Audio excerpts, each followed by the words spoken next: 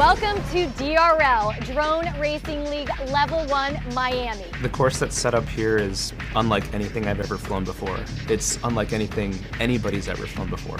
I've never flown a race course this long, and I don't think anybody has. The fact that we could go around the bowl and then down in through the stadium and then back out and around was just awesome. For this event, the launch strategy for me has been pop and push. I give a little pop to go straight up, then I tilt the nose down and go forwards. This is a gate. It's about the size of me. Now these pilots fly through the green and out the red at speeds of about 60 miles per hour, which means there's no margin for error.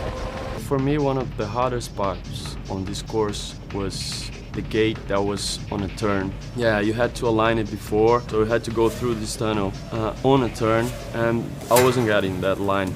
This is one of the hardest parts of the course. It's also checkpoint A. Now, if the pilots make it through this tunnel that you see behind me, they'll get 50 points before going into the concourse. But keep in mind, these pilots aren't used to flying indoors.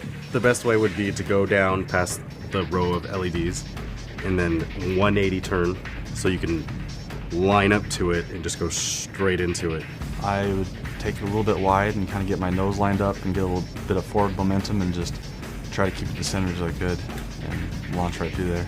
This is the louvered wall. Now the pilots have to fly between it and these columns, but the most difficult part is this repetitive pattern that you see here can create a distraction before the pilots have to make a sharp left turn. This is the exit of the concourse. They fly out of the red and literally dive over this glass wall that you see behind me and then into that green tunnel. This is the trickiest maneuver we'll see on the course. There's a turn where it dives down into another VOM, and I knew I had to take that as aggressively as possible. This is the helix. They come out of this tunnel, fly between these two columns, make a quick right-hand turn before a long, sweeping left-hander up the helix. Very technical. The helix, you find the turns there, you're cruising around in the circle and gaining altitude at the same time. You have the lights going the whole way up, and then you get to shoot straight out right into the stadium once you exit it. DRL's that next step. They've just got a different level of locations and track designs. Yeah, this has been